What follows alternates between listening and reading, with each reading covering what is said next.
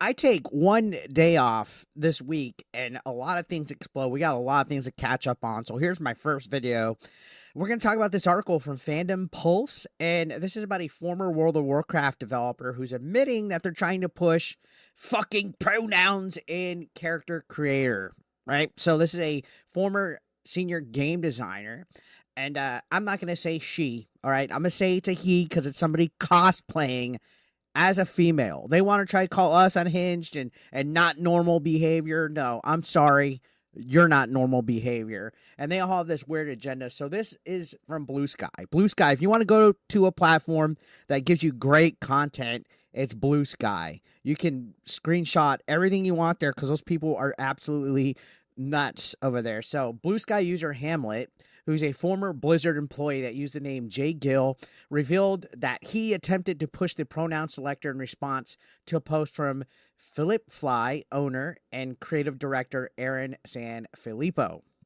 So Filippo on Twitter revealed that he wanted to include, or this was actually from Blue Sky, not Twitter, that they wanted to include pronouns in every game they make in response to avowed art director Matt Hansen revealing he included pronouns in the game in order to make Elon Musk mad. So we hadn't talked about this yet, but apparently the person that is in charge of avowed purposely put the pronoun option in the creative character to make Elon Musk mad. Again, these guys don't make games because they want to make great games. They don't make woke choices and try to push woke narratives. They only do it to spite the chuds. It's been proven time and time again, and it's backfiring. It's really hitting them in the fucking face because every time they try to make something spiteful instead of actually make a good game, it doesn't turn out like the way that they want. In the long run, it backfires. But yeah, imagine being this deranged over Elon Musk to where when you're making a game, your sole focus is let's put pronouns in the character creator just so it could piss off Elon Musk. How about, hey, let's make a great game so people buy it and we can make more games?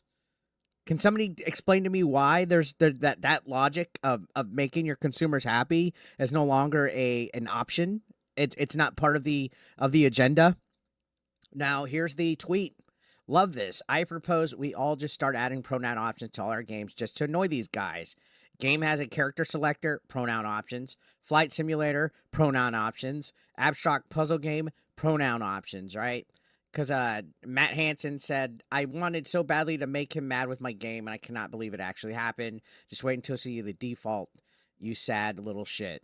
So, yeah, this is in response to Elon saying having pronouns in a fantasy video game is utterly unacceptable. And that's right. It's a fantasy setting.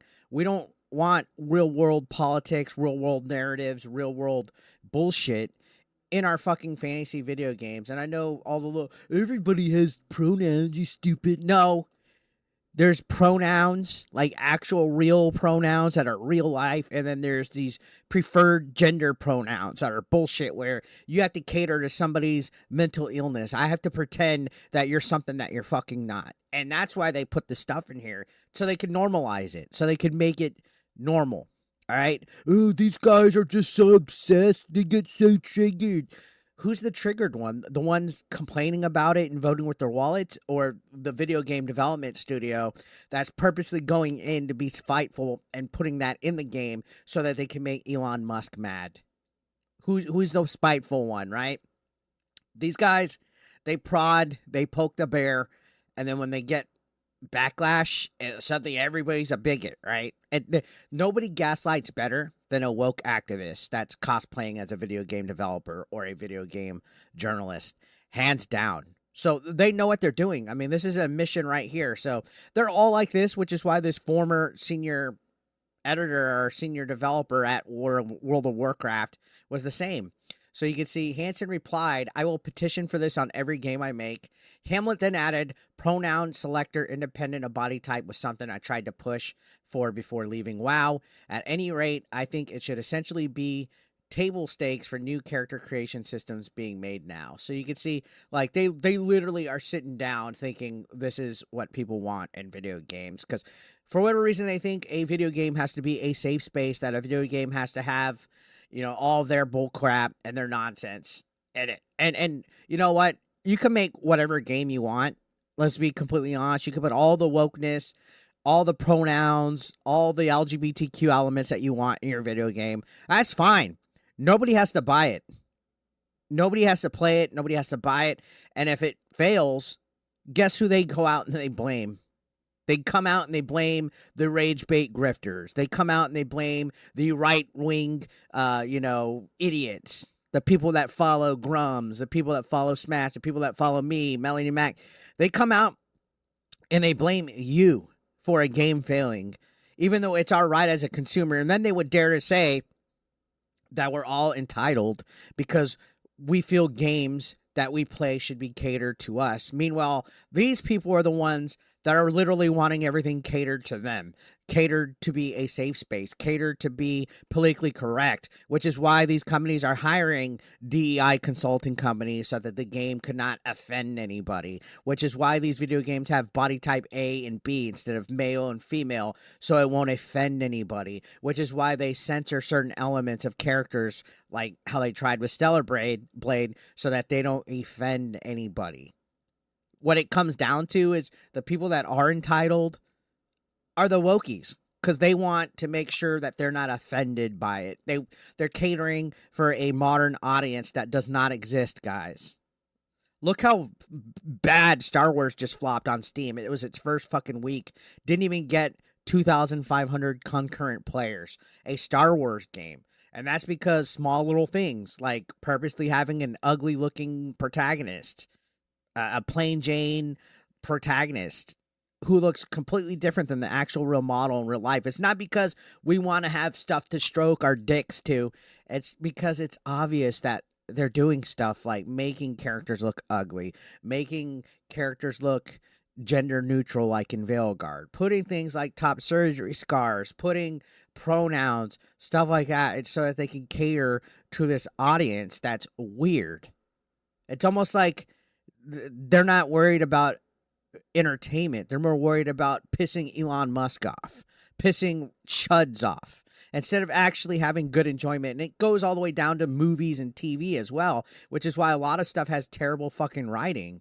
Now, this article says, of note, Hamlet appears to be wildly unstable. On November 23rd, he posted to Blue Sky, "There's been a lot to be angry about lately. The most important thing this weekend is finding somebody to take it out on." So honestly, that to me is a call to violence.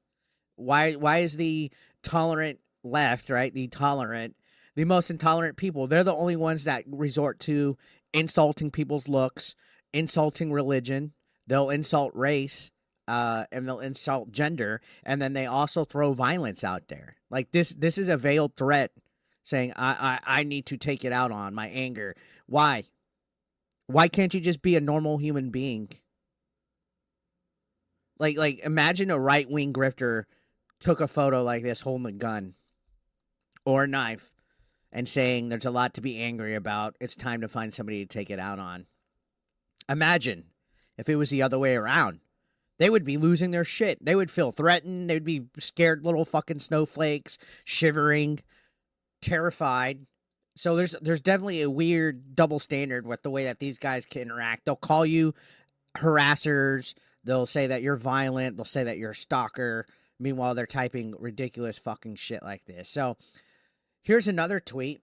Apparently on November 21st, they reposted another user who wrote, "I will never enforce or respect a bathroom ban because I simply do not care about legality over morality. You can put whatever you want in your evil little law book, and I'm still going to tell you to fuck off. Accompany all my women friends to the bathroom, and if you try to stop us, I'll kick your ass." That's normal behavior, right? I want a motherfucker to try to use the bathroom that my nieces are going to be using. I want a motherfucker to try that. And you can see anyone who overposted "I'm an ally" has to do this, by the way. So saying that everybody has to do it.